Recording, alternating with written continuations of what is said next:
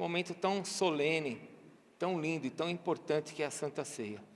Eu queria ler então Efésios capítulo 2, a partir do versículo 11 com você, Efésios 2, do versículo 11 até o versículo 13, que diz assim: portanto, ou seja, fazendo um fechamento, né, que nós fomos salvos pela graça, que Ele nos deu vida quando nós estávamos mortos, que Deus, sendo rico na sua misericórdia e com o seu grande amor, nos salvou.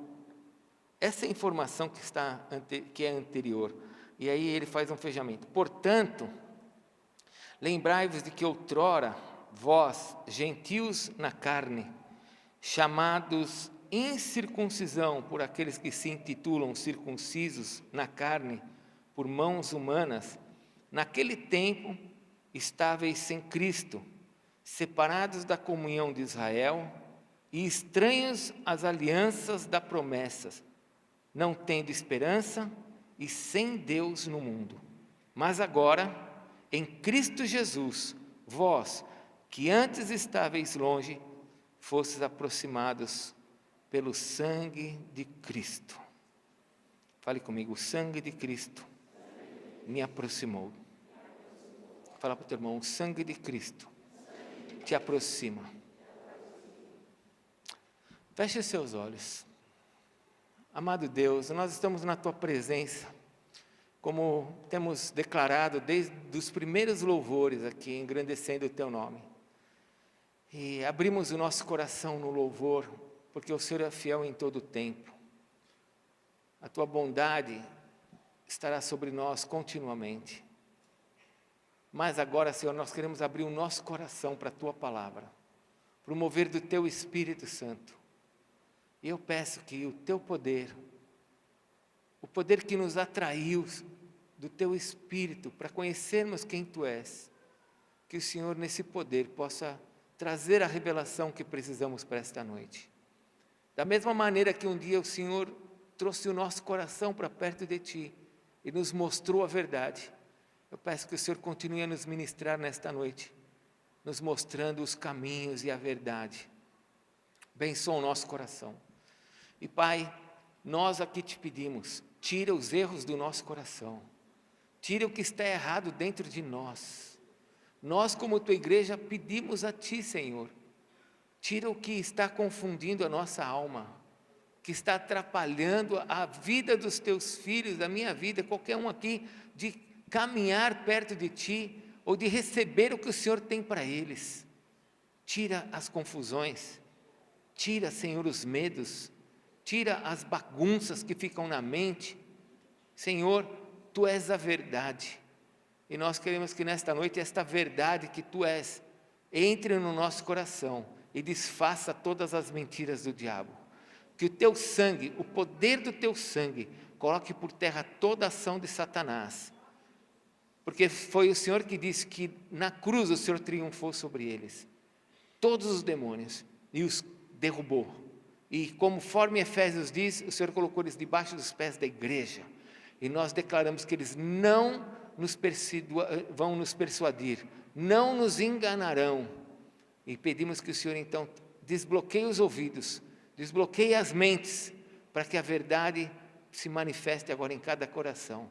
Peço no poder do Teu nome, Pai, no nome de Jesus. Amém, Senhor. Por favor, se assente.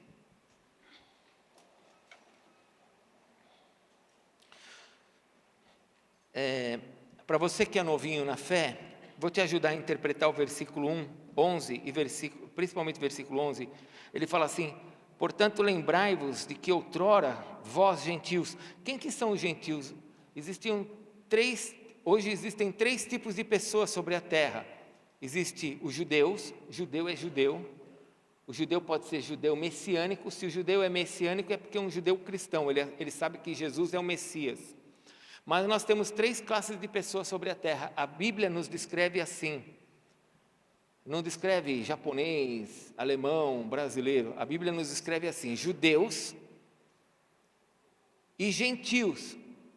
Quem são os gentios? Os gentios são aqueles que não sabem quem é Deus, não conhecem a Deus, como diz as Escrituras. Quando um gentio se converte, ele se torna um cristão, que somos nós. Então, diante das Escrituras, existe judeu, convertido ou não, cristãos, que somos nós, e gentios, são aqueles que não conhecem a Deus, não importa qual a nacionalidade. É assim que a Bíblia descreve as pessoas. Então ele está dizendo assim, que num outro tempo, nós, quando não conhecíamos a Deus, nós éramos chamados de incircuncisos. Por quê? Porque nós não éramos judeus, nós não praticávamos a circuncisão. E a circuncisão era algo na carne, mas era o que marcava uma pessoa e fazia dela um judeu. Quando alguém queria se converter ao judaísmo, ela tinha que ser circuncidada. Quando alguém quer ser cristão hoje, ela tem que ser batizada. Então, naquela época, era na carne, para onde ela mostrava. Então, ele está dizendo assim, naquela época, que nós não tínhamos a circuncisão, eles chamavam a gente de incircuncisos, mas tudo era mãos humanas, diz versículo 11 no final. E naquele tempo, quando eu e você éramos incircuncisos, ou seja, nós não éramos cristãos, a palavra de Deus está dizendo no versículo 12 que nós, naquele tempo, nós estávamos sem Cristo, separados da comunhão de Israel e estranhos às alianças da promessa, e não tendo esperança sem Deus no mundo. E veja se a Bíblia é verdadeira ou mentirosa. Quando nós conhecemos a Deus, era exatamente essa a nossa vida. Nós não tínhamos experiência de nada, nós não tínhamos nenhuma promessa. Qual era a promessa que pairava sobre nós? Me diga, qual promessa que nós tínhamos? Nós tínhamos um monte de coisas que falavam que podiam acontecer na nossa vida, mas promessa, alguém que pudesse nos garantir alguma coisa, nós não tínhamos promessa nenhuma, não tínhamos garantia de nada, de nada. E nós não tínhamos promessa, não tínhamos aliança, não tínhamos nada. Isso é quando nós não tínhamos Cristo. Mas ele diz assim, e por causa disso nós também estávamos, versículo 12, sem Deus no mundo. Então, você escutou o que disse o versículo 12 no finalzinho? Nós estávamos o quê? Estávamos o quê? Sem Deus. Lembra que é difícil, quando a gente se converte, a gente fica naquela confusão, né? Como assim? Eu sempre amei Deus. Eu sempre procurei Deus. E aí você se converte, você aceita Jesus, Jesus entra na sua vida, e você começa a ler que quando você estava lá fora, sem Cristo, você estava sem Deus. Mas você dizia que você tinha Deus. Eu falava que eu tinha Deus. Eu era muito religioso. Eu gostava de coisas que envolvessem o espiritual. Mas a Bíblia me diz que naquela época eu estava sem Deus. Não tinha promessa, não tinha nada. Mas o versículo 13 nos traz uma notícia maravilhosa. Diz assim, mas agora, esse mas agora muda totalmente o momento que eu vivia para o que eu vivo agora. Mas agora que eu tenho Cristo, lembre-se, nós começamos o versículo 11 dizendo,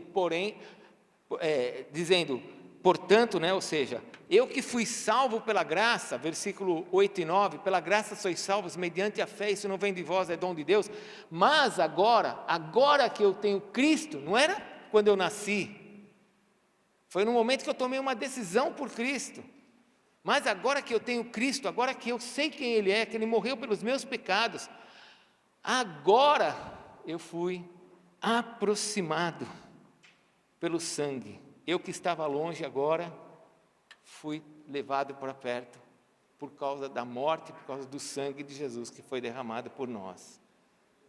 Esse é o nosso momento.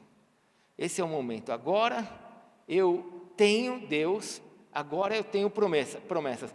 No versículo 12 diz que naquele tempo eu estava sem Cristo, hoje eu tenho Cristo, Ele está dentro de mim. Está dentro de você? Sim? Você já pediu para Ele entrar no seu coração? Jesus não está na sua vida porque você é bonzinho, você precisa recebê-lo, e para recebê-lo, começa decidindo, concordando que você é um pecador, porque quem que vai precisar de Cristo se não for um pecador? Quer ver uma coisa? Deixa eu te ensinar uma coisa com muito amor, olha só, a doutrina espírita, ela diz que não tem céu, não tem inferno, Esse está escrito nos livros de Allan Kardec. Não tem céu, não tem inferno. Também não tem pecado. A doutrina espírita diz que o homem tem que evoluir e num processo de reencarnação ele vai melhorando, cada vez que ele volta a esse mundo ele vai melhorando. Tanto está melhorando que o mundo está cada vez melhor, não está, irmãos? Não está cada vez melhor? Porque as pessoas estão reencarnando já há mais de 6.000 anos. E o mundo está cada vez melhor, não está? Não? Bom, então isso é uma coisa que eles têm que resolver. Não sou eu, porque eu não acredito nisso. Mas a doutrina espírita, olha só a situação. Eles dizem que não tem pecado. Então, se não tem pecado, não tem céu, não tem inferno, para que Jesus morreria na cruz por mim? Então eu não preciso de um Salvador. Jesus Cristo não é Salvador. Assim também outras religiões que não precisam de Salvador, porque não tem pecado. Agora o cristianismo, ele é diferente, porque o cristianismo, nós reconhecemos que somos pecadores, que precisamos de um Salvador. Nós reconhecemos que sem Deus nós estávamos longe das promessas, longe das alianças, mas eu preciso de Jesus como meu Salvador. E agora Jesus passa a ser o meu Senhor e meu Salvador. E agora o versículo 12, onde naquele tempo eu estava sem Cristo, agora eu tenho Cristo. Agora Cristo está em mim. Amém? Versículo 2, eu estava separado da comunidade de Israel e estranho às alianças e promessas. Hoje não, eu não estou separado da comunidade de Israel. O meu Deus, Jesus, Ele é judeu. E a Escritura foi escrita por judeus. E eu estou agora ligado às promessas.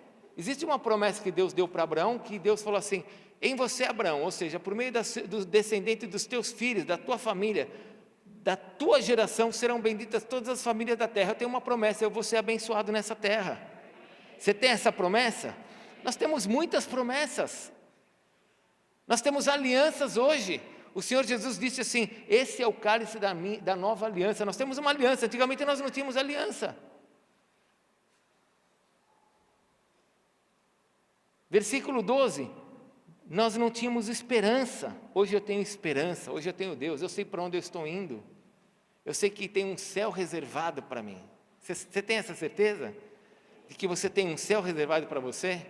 Ninguém quer morrer, porque a morte é um inimigo. Paulo diz em 1 Coríntios capítulo 15 que a morte é um inimigo. Então não adianta a gente falar assim, eu sou santo, eu quero morrer. Você é muito santo, aí você quer morrer mesmo?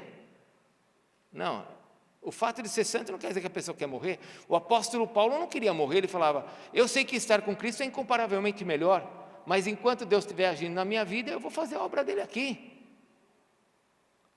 Então, nós não queremos morrer, porque nós não fomos feitos para morrer. Mas eu sei que quando a minha senha chegar, a hora que eu abrir meus olhos, eu já vou ver o trono de Deus. Aqui vocês vão chorar, mas lá eu vou estar no melhor lugar do universo, na presença do Senhor. Essa é a nossa esperança, nós temos essa certeza. O cristão vive assim, com uma esperança que as pessoas não entendem, mas isso só tem quem nasceu de novo. Isso só tem quem nasceu de novo. Isso não quer dizer que eu quero morrer, isso quer dizer que eu sei para onde eu estou indo. E quando chegar a minha hora, vamos lá. Cadê as ruas de ouro? Cadê o portal? Cadê o anjo do meu lado que vai me levar? Porque eu não sei o caminho, alguém tem que me levar. Amém? Então, Deus disse que pelo sangue eu fui aproximado a tudo isso. Eu tenho que me lembrar que quando o véu rasgou de cima a baixo, o caminho foi aberto, e pelo sangue de Jesus que caiu sobre a terra, pela sua morte, o véu abriu, lembra? O véu do santuário abriu, mais de 11 metros de altura, abriu, e agora a gente pode entrar na presença, por causa do sangue de Cristo. Eu preciso me lembrar de algumas coisas para avançar, sobre essa questão do sangue. Porque, abre lá em Êxodo capítulo 12, por favor, vamos avançar, vamos ler alguns trechos da palavra de Deus, porque a fé vem pelo ouvir a palavra de Deus. Êxodo capítulo 12, nós precisamos ter um pouquinho da dimensão do que é isso, porque nós não somos judeus. Nós, como não somos judeus, nós olhamos para essa mesa e nós falamos assim, é o cálice, que representa o sangue de Jesus, e aquilo é o pão, que representa o corpo de Jesus. Mas nós precisamos ter uma dimensão do que isso, o que aconteceu na nossa vida quando isso foi feito. Porque a primeira vez que o sangue foi derramado, quando Israel foi ensinado sobre o sangue, foi na Páscoa, a instituição da Páscoa. E isso foi feito quando a última praga aconteceu sobre o Egito.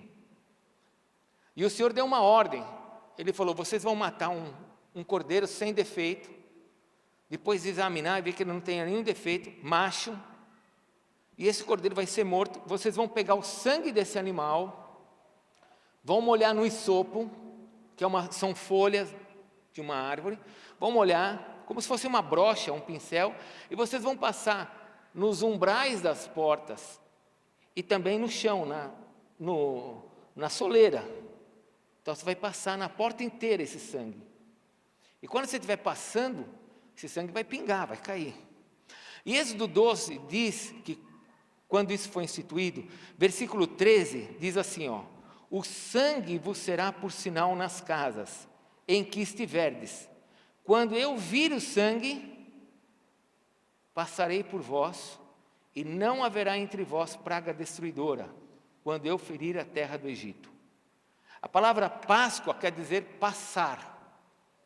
Quando eles passavam o sangue nos umbrais das portas, e aquele sangue pingava, a palavra de Deus em Êxodo 12 está dizendo que o Senhor passava para dentro daquela casa. E se você for ler Êxodo 12, você vai ver que o Senhor entrava na casa, e quando ele entrava na casa, o anjo destruidor que estava do lado de fora, tirando a vida dos primogênitos, não podia entrar na casa. Porque quem que estava lá dentro? Quem que estava lá dentro? O Senhor.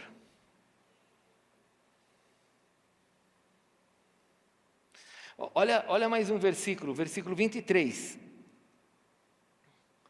Versículo 23 de Êxodo 12. Acharam?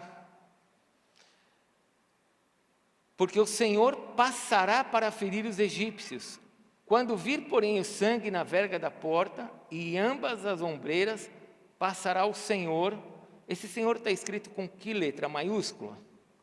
Sim, todas as letras maiúsculas. Você vai ver que na Bíblia tem lugar que vai estar escrito Senhor com somente o S maiúsculo e as outras letras minúsculas. Quando na tua Bíblia tiver somente o S maiúsculo e as outras letras minúsculas, pode ser Adonai, pode ser outro nome de Deus. Mas todas as vezes que na sua Bíblia estiver Senhor com todas as letras maiúsculas, está falando de Jeová. E Jeová é a segunda pessoa da Trindade, é o próprio Senhor Jesus. Deus, Ele é Espírito. Jesus, Ele tem as suas teofanias, Ele se manifestava na terra em vários momentos, falou com Abraão. E aqui quem estava passando, entrando dentro da casa dos hebreus, era o próprio Espírito, o próprio Senhor que estava ali dentro. Então vamos ler novamente o versículo 23. Porque o Senhor passará para ferir os egípcios.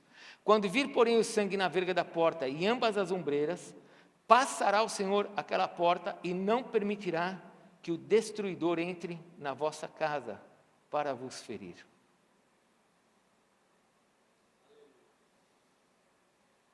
Quem é que entra na nossa vida? Jesus. Qual é o poder do sangue? Para impedir o diabo de fazer o que ele quer na nossa vida. Será que eu tenho esse entendimento? Porque eu não sou judeu, eu acabei de falar para você, nós não somos judeus. Para nós é um cálice e um pão.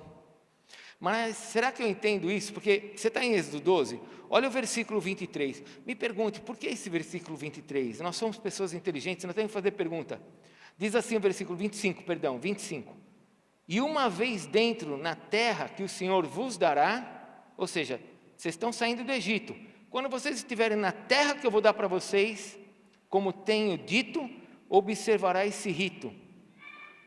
Ou seja, Deus está falando assim, quando vocês saírem daqui, quando vocês forem libertos do poder de Faraó, quando vocês forem libertos do poder das trevas, vocês vão continuar fazendo esse rito, vocês vão continuar se lembrando disso. Lembrando do quê? lembrando que se o Senhor entrou na minha vida, o diabo não pode fazer nada contra mim. Eu preciso ter esse entendimento. Isso não depende da minha força, isso depende do que Ele fez por mim.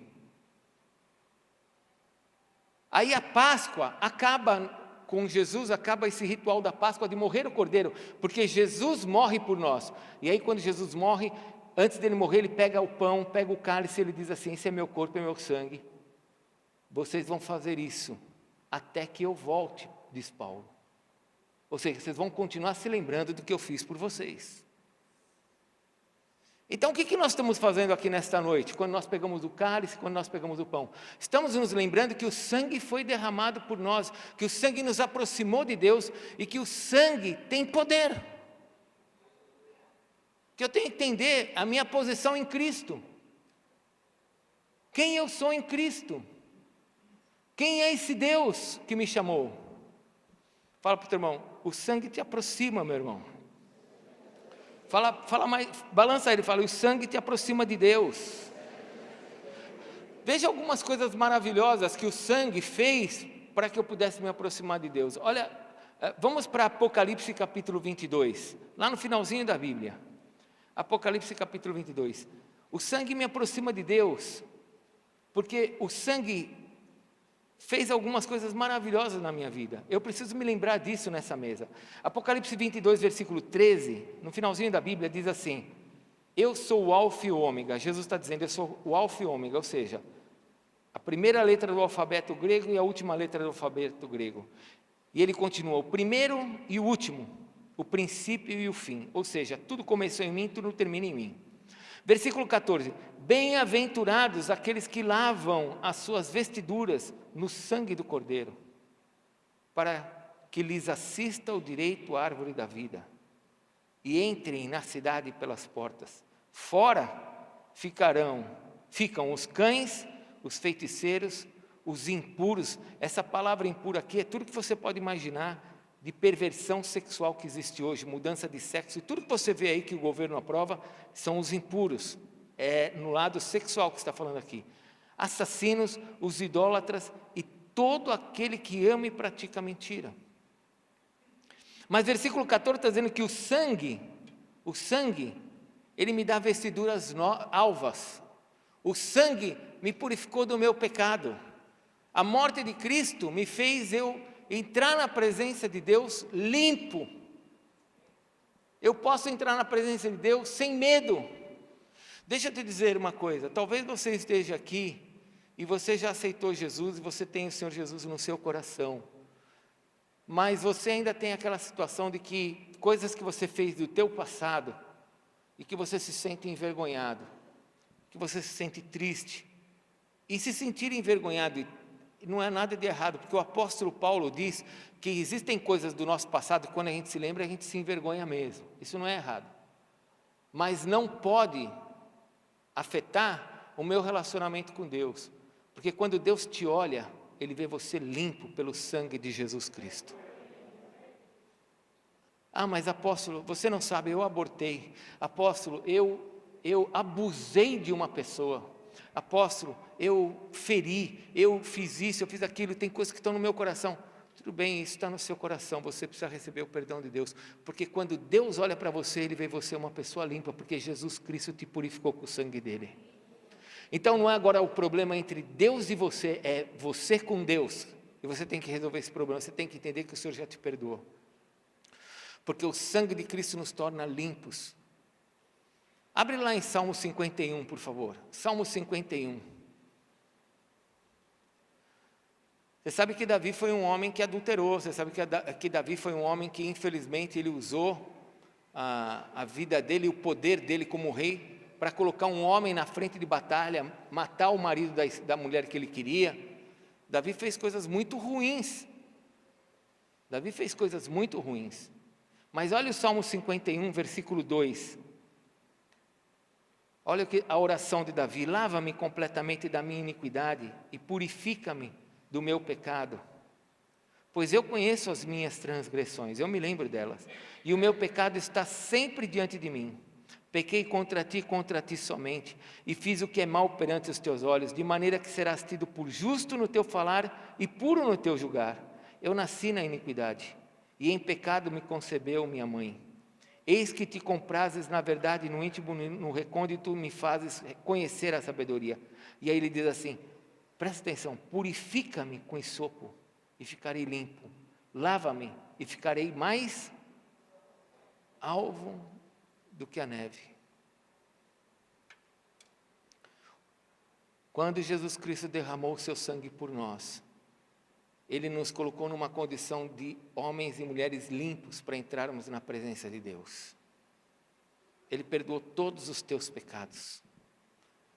Logo já não há condenação nenhuma para aqueles que estão em Cristo Jesus. Romanos 5,1 diz que justificados, pois, por meio da fé temos paz com Deus. Eu preciso entender que quando eu falo Pai, o caminho está aberto por causa do sangue. O sangue me aproxima, eu entro na presença dEle. Mas e o que eu fiz? Ele já te perdoou. Ele já te perdoou. Então entre na presença do Pai. Porque foi para isso que Ele te perdoou, para que você tenha acesso à vida e à vida eterna que Ele tem para você. Deus não olha para você, Deus não olha para mim dizendo assim, eu sei o que você já fez. E você vai fazer de novo. Ele não olha para nós assim, Ele nos vê lavados pelo sangue de Jesus. Porque quando o sangue foi derramado, esse sangue me aproximou, Ele me perdoou dos meus pecados. Amém? Amém? Então eu tenho que ter esse entendimento para poder entrar na presença de Deus, senão eu entro dentro de Deus sempre que nem um coitadinho, que nem um miserável, como se eu estivesse ali pedindo esmola. E Deus te perdoou para que você agora entre na presença dEle, não mais como um coitadinho. Aliás, essa é a segunda coisa que o Senhor fez. Abre, por favor, a palavra de Deus em 1 Pedro capítulo 1. 1 Pedro capítulo 1. Você estava em Apocalipse, volta devagarzinho a Bíblia. Você vai encontrar 1 Pedro capítulo 1. Olha o que diz a palavra de Deus. Versículo 17. 1 Pedro capítulo 1, versículo 17. Acharam? Amém? Diz assim, ora, se invocais como Pai, e esse Pai está em letra maiúscula, se eu falo com Deus como Pai, aquele que, sem acepção de pessoas, ou seja, Ele não fica me julgando, julga segundo as obras de cada um, mas Ele não faz acepção.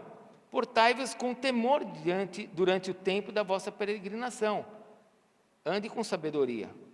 Versículo 18, sabendo que não foi mediante coisas corruptíveis, como prata ou ouro, que fostes resgatado do vosso fútil procedimento, que vossos pais vos legaram, mas pelo contrário, mas pelo precioso sangue, como de cordeiro, sem defeito e sem mácula, o sangue de Cristo.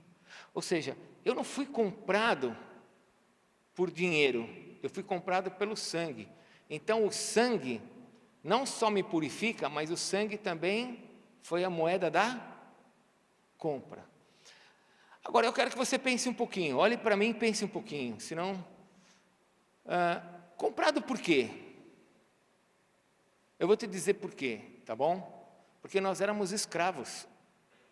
Nós tínhamos um Senhor que governava a nossa vida. Esse Senhor que governava a nossa vida era o diabo. E nós éramos servos do diabo. Nós éramos filhos da ira, que diz em Efésios capítulo 2. E nós éramos escravos. E agora você tem que entender que num mercado de escravos, onde as pessoas não têm valor para quem está vendendo, porque o diabo, você e eu, para o diabo nós não tínhamos valor nenhum. Para o diabo nós não tínhamos valor nenhum. E as pessoas vão lá e compram os escravos para que elas continuem sendo. Quando você compra um escravo, você compra um escravo para ele ser um escravo. Aí chega Jesus com o seu sangue e compra você. Só que ele compra você para ser escravo? Não, para ser? Para ser filho. Para ser filho. Não para ser escravo, mas para ser filho. Tirou você, me tirou daquele que não dava valor nenhum para nós, só queria nos matar, roubar e destruir. Com o seu sangue, não foi com dinheiro não. Foi com o seu sangue, ele olhou e falou assim, agora eu vou te comprar. E cada um de nós foi comprado por esse sangue.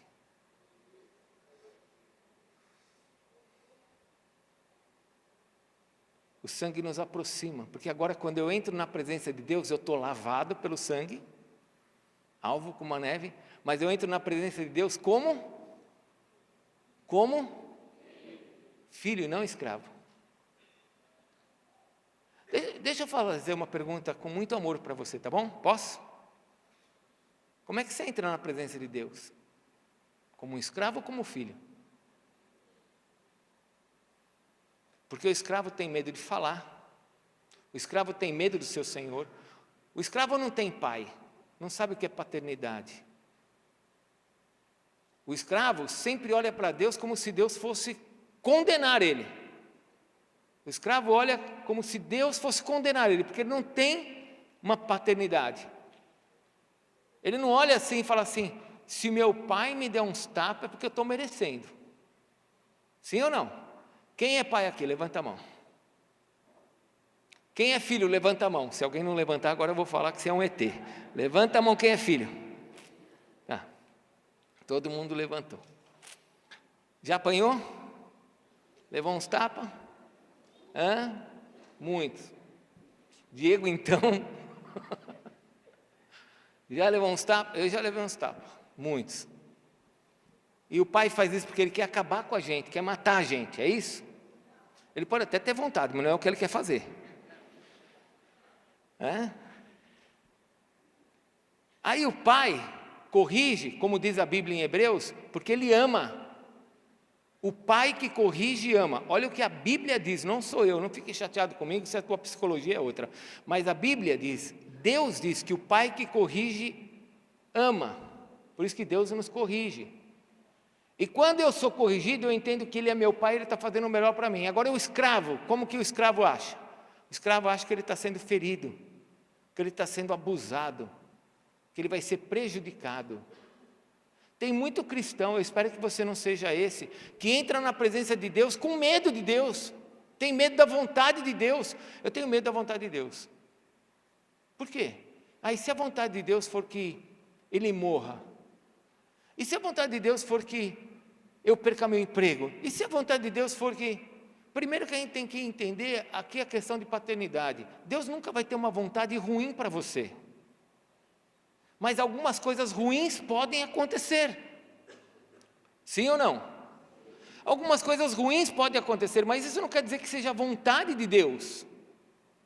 Porque quando eu tenho paternidade, eu entendo que Deus vai sempre fazer o melhor para mim, Ele é o meu pai. Mas se eu não tenho esse conceito, eu sempre vou entrar na presença de Deus com medo, como um escravo. O que Ele vai fazer vai me prejudicar. E aquilo que Deus vai fazer para nós nunca será para nos prejudicar, porque quando Jesus Cristo derramou o seu sangue por você, foi para fazer de você filho, para entrar na presença do Pai como filho. Como filho.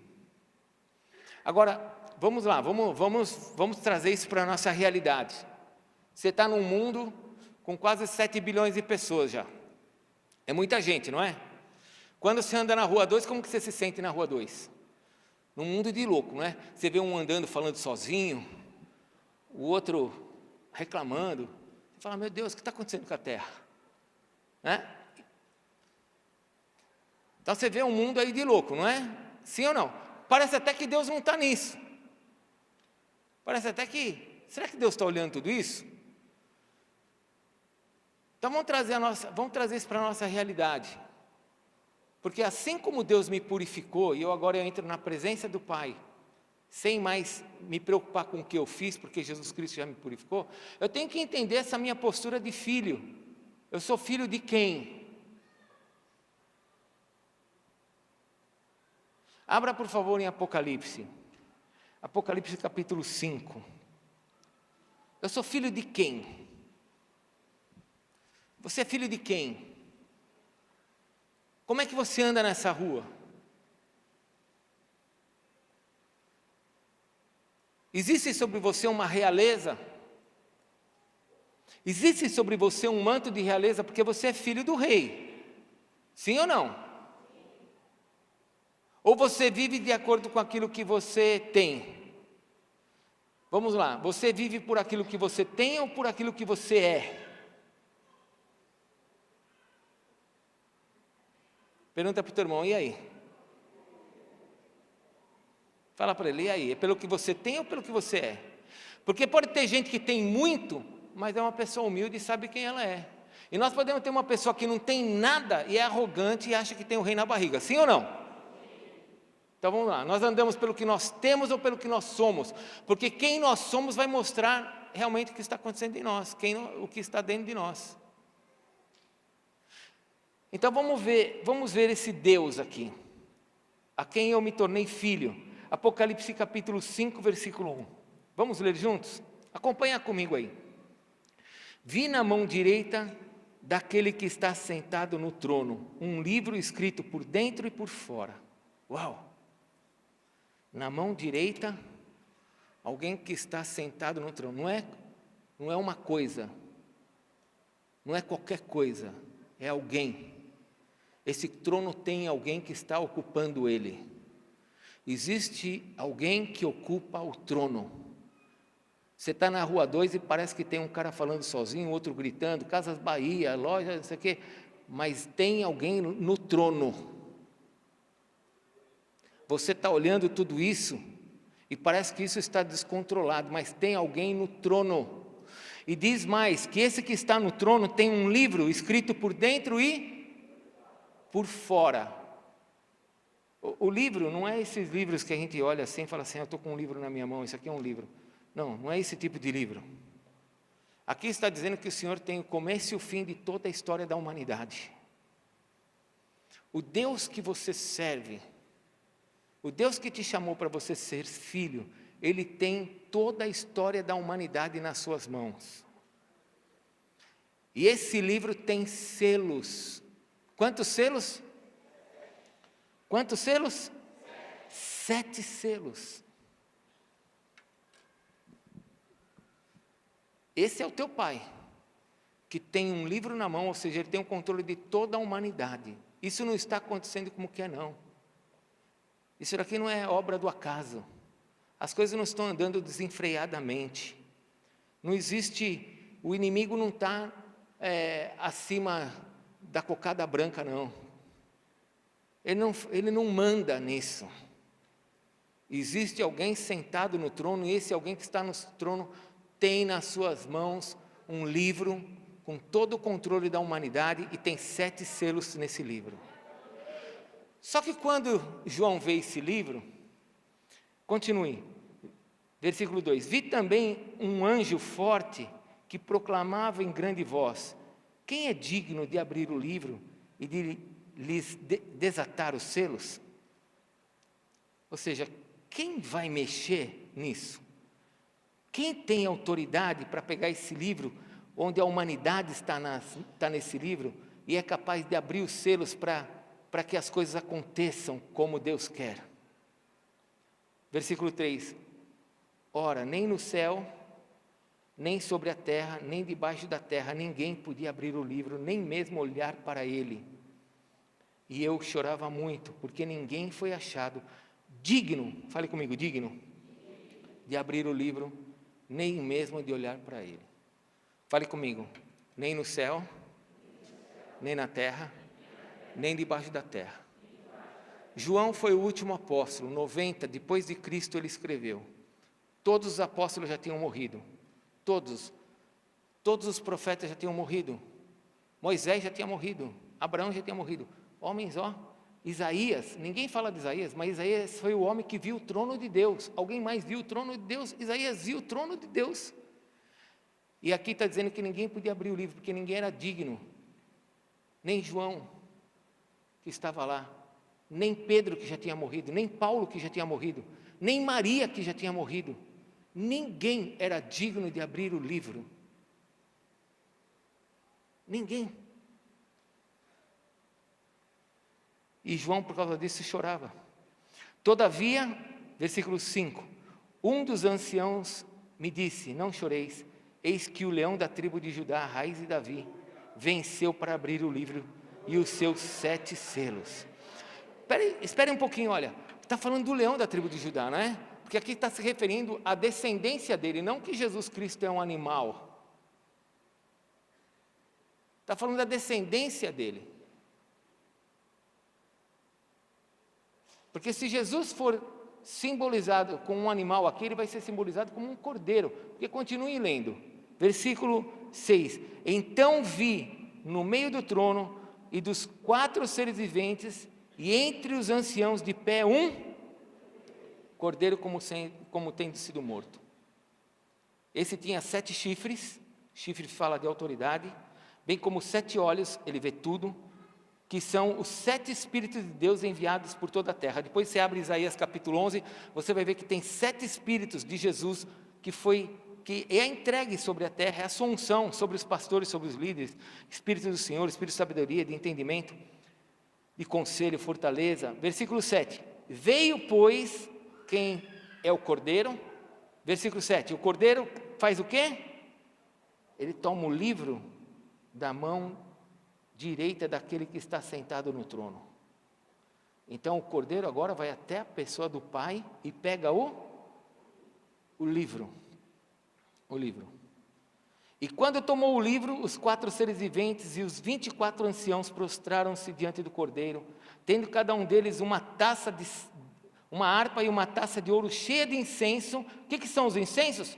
Que são as orações dos... Olha onde estão as nossas orações, irmãos. Tudo na presença do Senhor. Versículo 9. E entoavam um novo cântico dizendo, digno és de tomar o livro e de abrir-lhes os selos, porque foste morto e com o teu sangue comprastes para Deus os que procedem de toda tribo, língua, povos e nações. E para o nosso Deus, você e eu, para o nosso Deus, fomos constituídos reino de sacerdote e reinaremos com Ele. Mas isso ainda, eu preciso ainda que você pare um pouquinho, porque você está vendo agora a figura de um trono, amém? Tudo bem? Abre lá, por favor, em Isaías, abre lá, Isaías, capítulo 40. Você está vendo um trono, vai abrindo, mas presta atenção no que eu estou falando. Você está vendo um trono, tudo bem? Alguém que está sentado no trono, e esse alguém que está sentado no trono pega um livro e dá para o cordeiro. Tudo bem, gente? E esse cordeiro, com o seu sangue, nos comprou para ele, para sermos seus filhos. Mas quem é esse que está sentado no trono? É Deus. Sim? Sim ou não? Sim. É Deus. Eu estava ouvindo o doutor Adalto esses dias, num estudo, e ele fala assim, qual que é o tamanho de Deus? Porque você está falando, é Deus que está sentado no trono. Tá bom, qual que é o tamanho de Deus? Pergunta para o teu irmão, qual que é o tamanho de Deus? E aí, o que você responde? Deus é grande, né? É muito grande, não é? Mas quanto que Ele é grande? Vamos entender como que é grande? O doutor Adalto falou assim, daqui até o sol, daqui até onde? Até o sol. Daqui até o sol são 150, deixa eu ver aqui, eu não sou astrônomo, é ele, 150 milhões de quilômetros até o sol. É longe? É longe. 150 milhões de quilômetros até o sol. Qual que é a distância daqui até a primeira estrela, fora o Sol? O Sol é a estrela mais próxima da Terra. Qual que é a distância da primeira estrela que a gente consegue enxergar na Terra? Daqui da Terra, a gente consegue enxergar ela. Alfa Centauri, 40 trilhões de quilômetros da Terra. É longe? Ficou muito mais longe que o Sol, né? Então pega aí, 40 trilhões de quilômetros. Agora você leia Isaías capítulo 40, Isaías capítulo 40, versículo 12, que diz assim: quem na concha de sua mão mediu as águas e tomou a medida dos céus a palmos? Qual que é o tamanho do seu Deus? Que pegou esse universo e ele contou o tamanho do universo com a sua mão.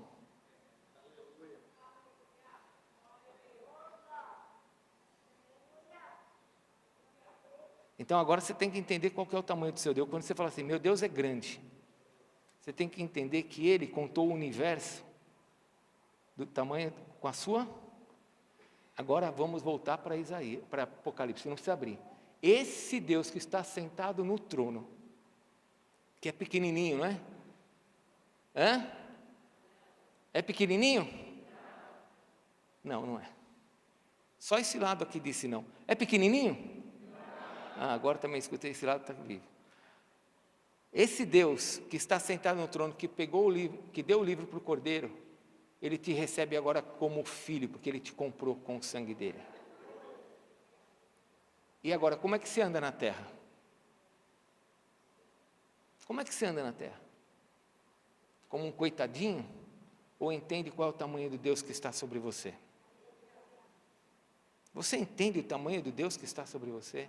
Um Deus que fez o universo. Ele diz que na concha da mão dele ele coloca o mar. E às vezes você fala assim, eu queria estar na mão de Deus. Você desaparece, irmão.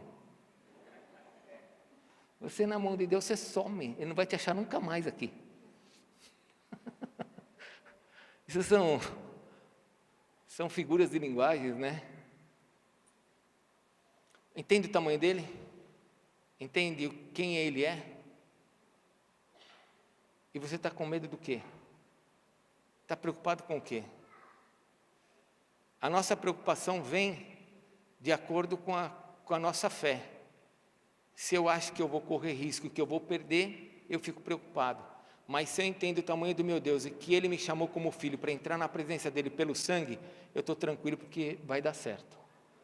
Eu sempre digo assim, sempre vai dar certo. Se não deu é porque ainda não acabou. Sempre vai dar certo. Se não deu é porque ainda não acabou, porque vai dar certo. O meu Deus é muito grande, o teu Deus é muito grande. Mas tem a última coisa, eu teria mais 5, 6 coisas aqui para falar, mas tem mais uma. Abre lá, Colossenses capítulo 1, versículo 13.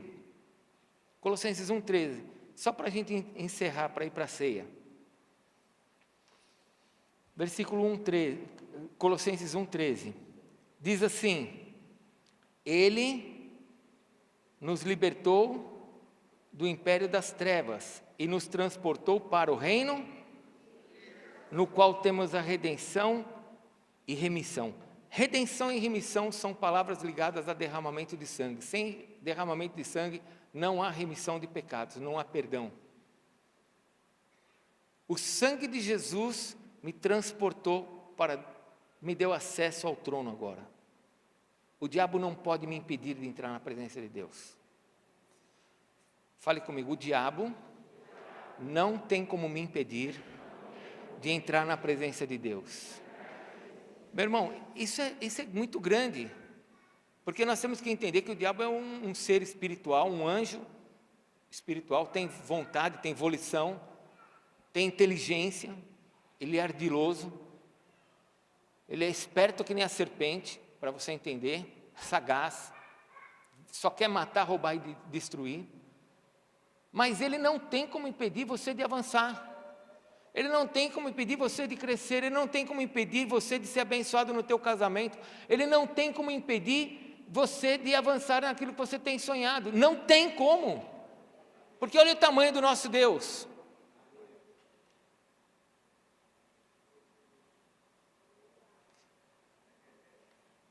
Lembrou o tamanho dele?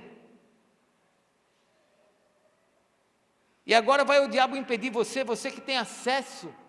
E ainda a palavra de Deus diz em Colossenses que Ele transportou você. Deus, quando te comprou com sangue, quando Jesus Cristo te comprou com sangue, falou assim: pode tirar ele desse mercado de escravo aí, ó. Sai do mercado de escravo. Pode sair daí. Pode sair do mercado de escravo. Você não é escravo, vem cá. Vamos lá, vamos entrar na sala do trono, na sala do banquete. Vamos entrar na sala do Pai agora. E aí Jesus apresenta você para o Pai e fala assim: Pai, esse daqui foi comprado pelo meu sangue. Você que aceitou Jesus Cristo há pouco tempo, cada vez que alguém aceita Jesus Cristo, você tem que entender que é o Pai, Jesus falando assim: vem cá, vamos entrar na sala.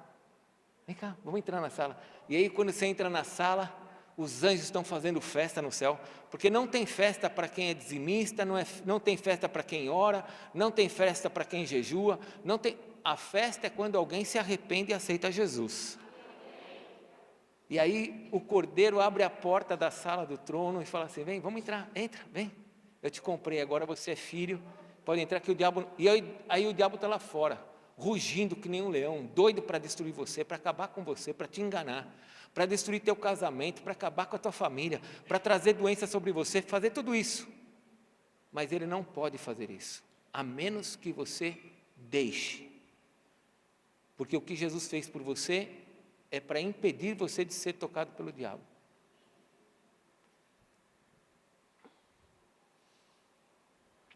Feche a Bíblia, por favor, nós vamos orar.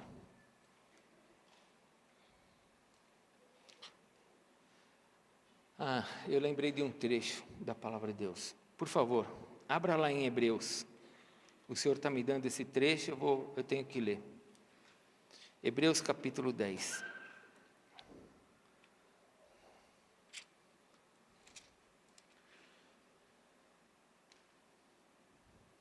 Deixa eu achar aqui agora, peraí.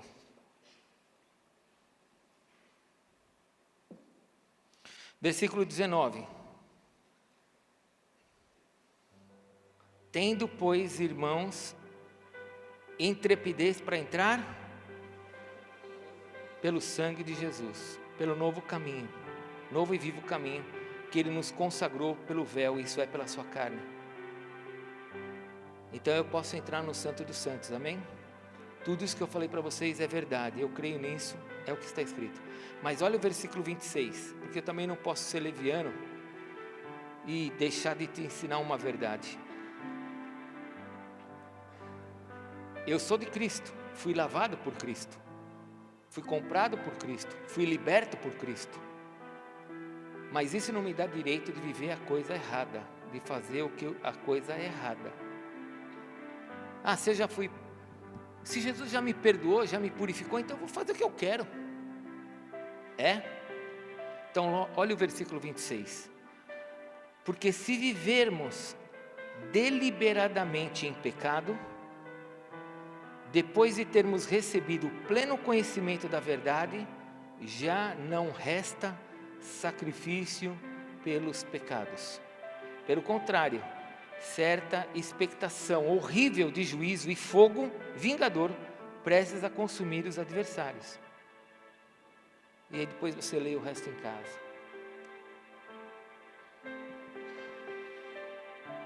É verdade que eu fui purificado? Está escrito.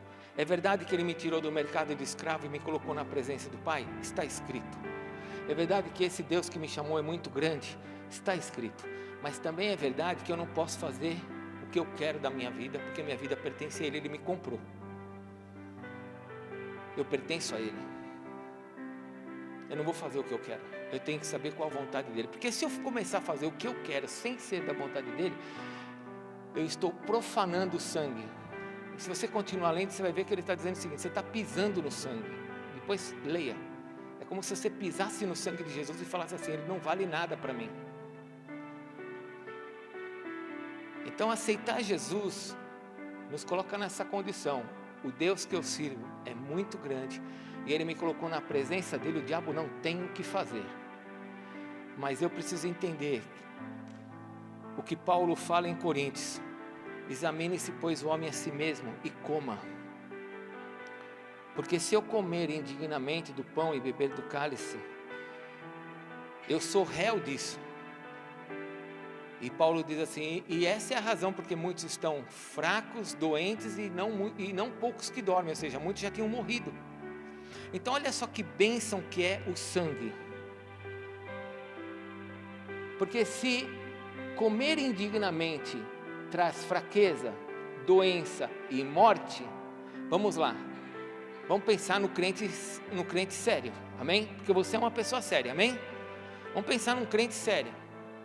O crente sério, ele entra na presença do Pai, lavado, diante de um Deus tão grande, e o diabo não tem o que fazer, o diabo fica lá atrás e fica só rugindo. Esse é o crente sério. Então, sobre esse, tem força, porque olha o tamanho do meu Deus, tem saúde, amém? E tem vida, porque o contrário também é verdade. Se comer indignamente gera fraqueza, doença e morte, o comer dignamente vai gerar força, saúde e vida. Por quê? Fácil. Olha diante de quem que eu estou. Olha a sala que eu entrei. Quem está lá do lado de fora? Não pode fazer nada comigo. Olha o tamanho do meu Deus. Então eu tenho que entender a minha responsabilidade como crente.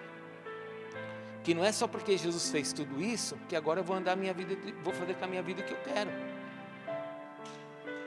Eu preciso olhar para Ele e perguntar para Ele, qual a tua vontade? Qual a tua vontade? O que o Senhor quer? Qual a tua vontade para a minha vida? Hoje uma mocinha chegou para mim, eu não vou dar o nome dela. Ela falou assim para mim, e apóstolo, eu estou orando porque acho que eu tenho o dom do celibato. Eu falei, pelo amor de Deus, você é tão jovem, já tá entregando o ponto, já está, não, acho que eu tenho celibato, eu vou viver para Jesus. Calma, não é assim. Qual que é a vontade de Deus? A vontade de Deus talvez seja que você espere mais. Qual que é a vontade de Deus para os seus negócios? Qual que é a vontade de Deus para a tua família? A vontade de Deus é que seu casamento seja destruído? Não, você está dentro da sala. Se você estiver dentro da sala, você tem um Deus que é poderoso para restaurar tudo aquilo que está errado no teu casamento. Porque lembre-se, você entrou nessa sala. Só que com quantos anos você entrou nessa sala? Eu entrei nessa sala com 21 anos de idade e não era casado, foi fácil. Mas talvez você já tenha entrado nessa sala agora casado, com 2 filhos, filhos grandes, filhos pequenos. Às vezes você já entrou nessa sala, você já vem de um divórcio, você está agora dentro dessa sala. E agora? Agora Jesus Cristo perdoou todos os teus pecados com o sangue dele, te trouxe para perto do Pai. Você tem um Deus muito grande para te ajudar a resolver todas essas situações que estão erradas. É Ele que vai resolver. Então você tem que entrar na sala e falar, eu sei quem eu sirvo e Ele vai fazer algo novo na minha vida. Não tem que ficar entregando ponto. Não, é assim mesmo, minha vida é assim mesmo. Não, não é assim mesmo não. O Deus que você entrou na sala dele é o Deus que é aquele que mede os céus, o universo com seu palmo. Então você tem que entender quem Ele é. E agora andar nessa condição. Se vestir como filho, né? Como filho, colocar o anel, colocar a sandália e falar, agora o Senhor vai consertar meu casamento. Talvez demore um pouco, porque olha, fiz muita besteira no meu casamento, vou ter que arrumar isso. Mas Ele vai me ajudar a consertar. Vai ajudar a consertar meu relacionamento. Vai ajudar a resolver os meus relacionamentos com os meus filhos. O Deus que eu sirvo é poderoso, é muito grande, não tem nada impossível para Ele. Mas sabe, essa situação na minha vida é impossível. Qual que é o tamanho do teu Deus? O universo. Ele é poderoso, sim ou não? Então não fala que é impossível. Você pode falar que é difícil, que você está com medo, que você está, não sabe o que fazer. Isso você pode falar, mas não fale que é impossível, porque para Deus não haverá impossíveis em nenhuma das suas promessas. Amém? Vamos orar? Queria orar com você para a gente tomar a mesa, para participar dessa mesa, tomar do cálice, comer do pão e engrandecer o nosso Deus. Porque antes de você fechar os seus olhos, meu irmão, minha irmã, estamos dentro da sala. Estamos na sala do Deus Todo-Poderoso que morreu por nós, que enviou seu Filho, que tem o livro na mão. Estamos na sala dele, estamos com ele. Pai,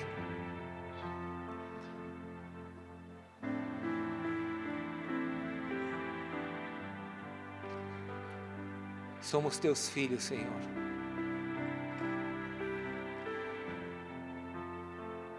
E ainda que a gente fale tudo isso que nós falamos aqui, ainda Tu és tão grande, Senhor. Tu és tão maravilhoso. Obrigado pela Tua revelação nesta noite. Estamos diante da Tua mesa, do sangue que nos aproximou, do sangue de Cristo, nosso Salvador. Senhor, se alguém aqui ainda não entregou sua vida a Ti, ou não está andando de forma que o Senhor gostaria, Senhor, alinha agora esses corações, porque se estamos aqui é porque nós Te amamos. Então, Senhor, tira os erros, tira essas deformações e faz da nossa igreja, do nosso ministério, de cada um de nós aqui, Senhor, faz homens fortes, mulheres fortes, jovens fortes, crianças fortes, que saibam quem Tu és e o que o Senhor fez por nós. Senhor, ainda que nós andando nessa terra, nós olhamos para isso e parece que tudo está perdido, o Senhor nos aproximou de Ti, para nos mostrar que o Senhor tem o livro nas mãos e que o Senhor nos comprou com o Teu sangue.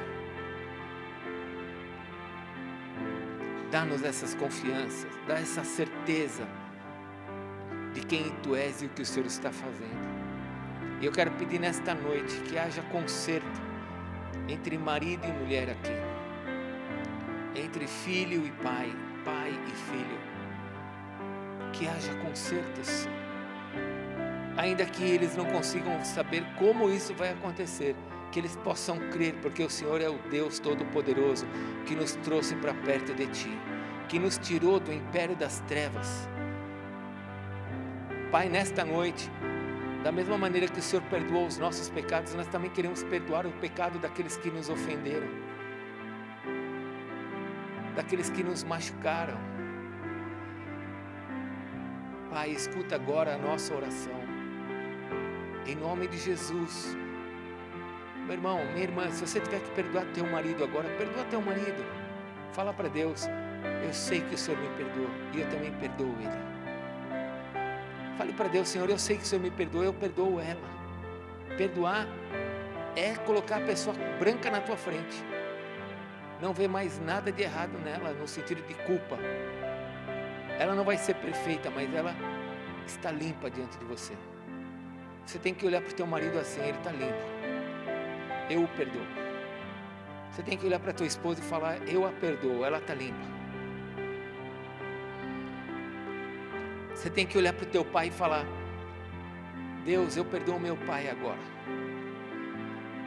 Talvez ele não esteja nem aqui, e você tenha que falar, Deus, eu perdoo meu pai, porque eu sei quem Tu és. Eu sei que o Senhor é grande, que o Senhor vai fazer alguma coisa na vida dele, então eu perdoo ele. Talvez você tenha que perdoar tua mãe, você fale, eu perdoo minha mãe. Talvez você tenha que perdoar teu filho, fale para Deus, eu perdoo o meu filho.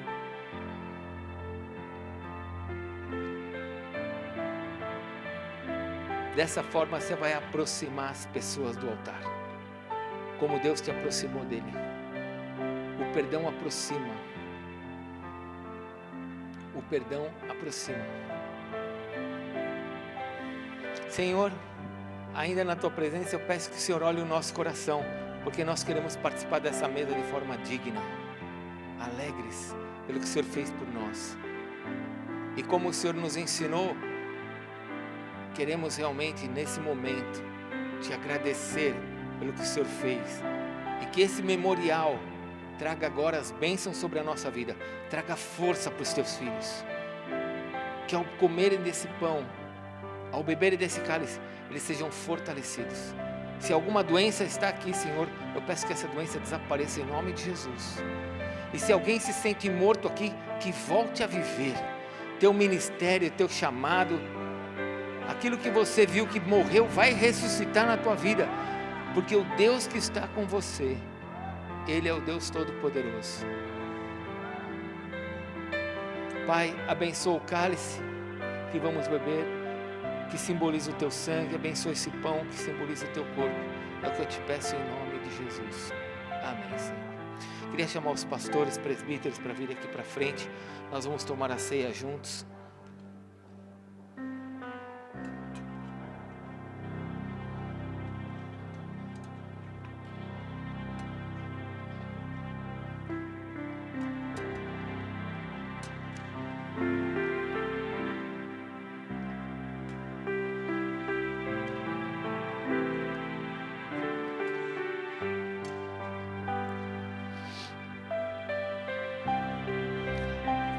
As crianças já entraram? Alguém está sentindo falta de algum filho aqui? Ele não foi arrebatado, ele tem que estar aqui dentro. Está faltando alguém? Todo mundo? Amados irmãos, querido irmão, estamos na presença do Pai, relembrando o que Jesus Cristo fez por nós na cruz. Seu sangue derramado, seu corpo, o pão simboliza seu corpo. E Jesus disse assim: este é meu corpo, que é partido por vós, que é dado por vós. Comei dele todos. Que você possa se alimentar nesta noite do Senhor e se lembrar daquilo que Ele fez por você. Estamos na presença dEle. Coma e agradeça o Senhor. Nós vamos distribuir o pão. Você vai segurar o pão na sua mão e depois nós vamos orar e vamos comer juntos. As crianças também podem participar. Amém?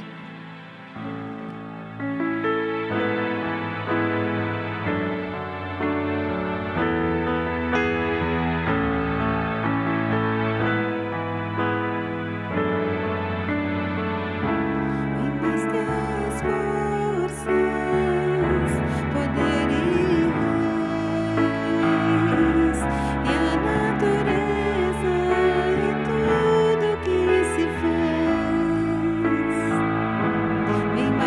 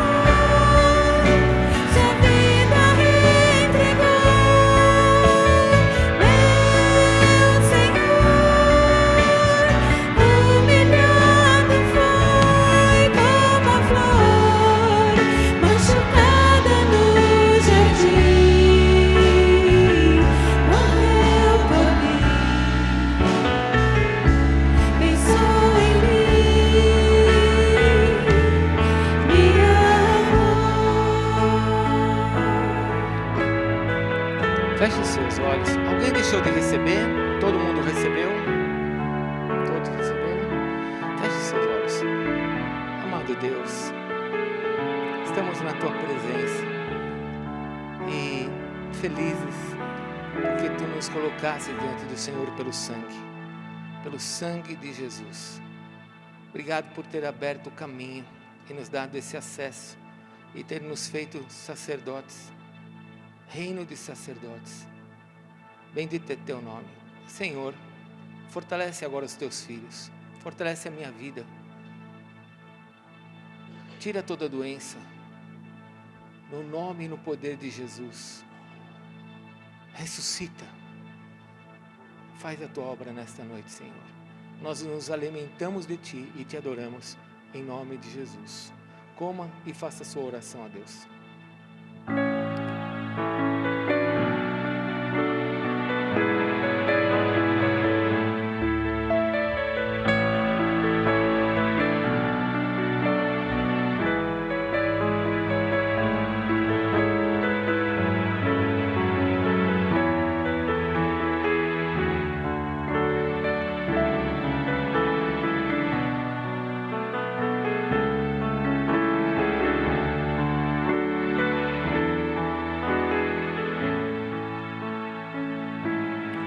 Da mesma forma, depois de terem comido do pão, Jesus pegou um cálice e ele disse: esse é o cálice da nova aliança.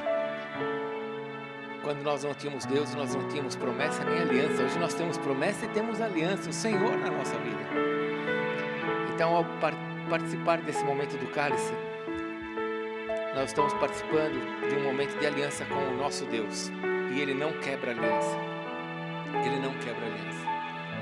Então, ao segurar o cálice, se lembre do sangue de Jesus derramado por você, proporcionando a vocês essa nova aliança e dando a você essa condição de entrar na sala, de fazer parte de um reino onde Deus que cuida disso é o Senhor dos céus e da terra. Tome sua posição. Tome sua posição. Que essa depressão que fica na sua alma querendo te abater caia por terra em nome de Jesus. Que essa angústia saia do seu peito. Você é filho do Rei. Que o Senhor te abençoe nessa noite. E que ao participar desse cálice você tome a tua posição em Cristo. Em nome de Jesus.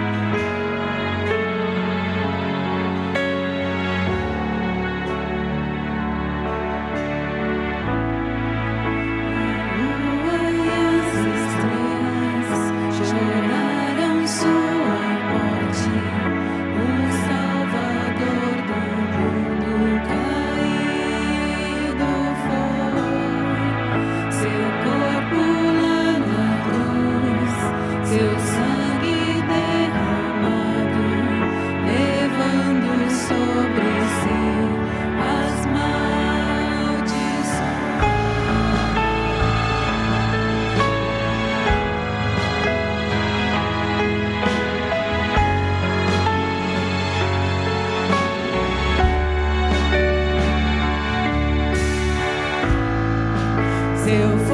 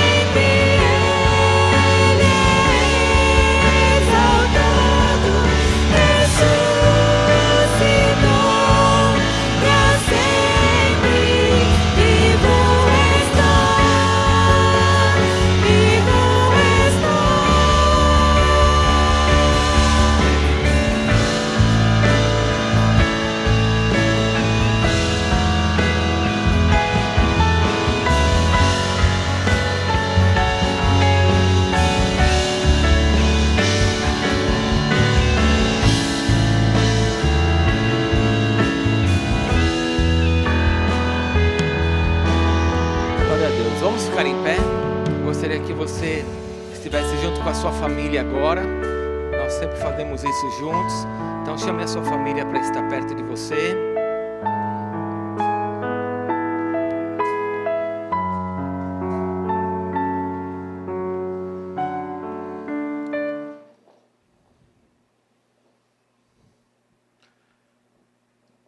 Nós vamos tomar juntos. Se você estiver sozinho, vira aí para o lado. Se você vê alguém sozinho, chama a pessoa para estar perto de você, amém? Ninguém pode ficar sozinho.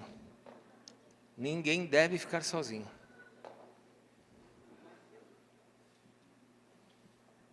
Todo mundo tem que estar perto de alguém.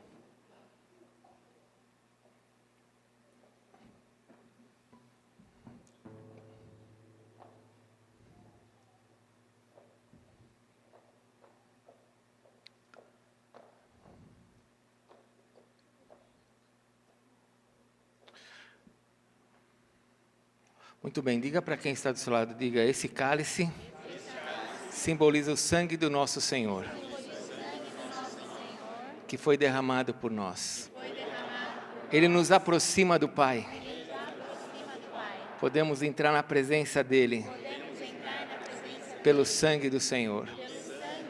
Fomos perdoados, fomos comprados, fomos libertos, pelo sangue de Jesus. Se eu pequei contra você, me perdoe. Em nome de Jesus. O diabo não nos impedirá de recebermos tudo que Deus tem para nós. Em nome de Jesus. Somos filhos de Deus, de um Deus muito grande, que cuida de você e de mim. A Ele toda a glória. Amém? Vamos beber? Ore com a sua família. Pai, muito obrigado pela minha casa, pela minha família aqui, Senhor, constituída, pelos meus irmãos. Obrigado pelo teu cuidado para conosco. Obrigado porque o teu sangue foi derramado por nós. Sabemos que o diabo não pode nada contra nós. E queremos, como teus filhos, tomarmos posse de tudo que o Senhor tem para nós. Senhor, então, se alguém aqui está paralisado, que avance. Se alguém não está conseguindo andar, que ande. Que ressuscitem, que tenham força, que tenham saúde, que venha tudo que é do alto sobre a vida deles. E o Senhor seja glorificado. Também oramos como o Senhor nos ensinou. Pai nosso que estais nos céus, santificado seja o teu nome. Venha a nós o teu reino. Seja feita a tua vontade, assim na terra como nos céus. O pão nosso de cada dia nos dai hoje. Perdoa as nossas dívidas, assim como nós perdoamos aos nossos devedores. E não nos deixes cair em tentação, mas livra-nos do mal, pois teu é o reino, o poder e a glória para sempre. Amém. Aleluias. Celebre o Senhor. Dá um beijo na sua família, beija a família que está atrás de você, beija o teu irmão que está do lado, dá um abraço neles, fale para ele, nós somos, também te amo, nós somos filhos de Deus, fomos comprados. Te amo, viu? Abençoe. Te amo, filho.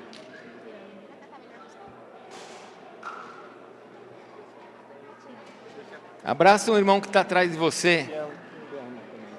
Feliz. Agora, olha a Deus, vamos marchar, vamos lá, vamos pastorar. Vamos adorar a Deus. Vamos engrandecer aquele que está no trono, aquele que tem o livro na mão, que tem as nossas vidas diante dele. Depois de ter encerrado, eles cantaram um louvor a Deus, adoraram a Deus. Nós vamos fazer isso, vamos adorar a Deus e depois receberemos a bênção.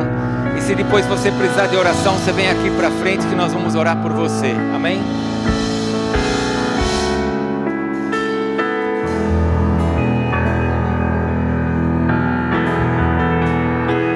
Tu és santo.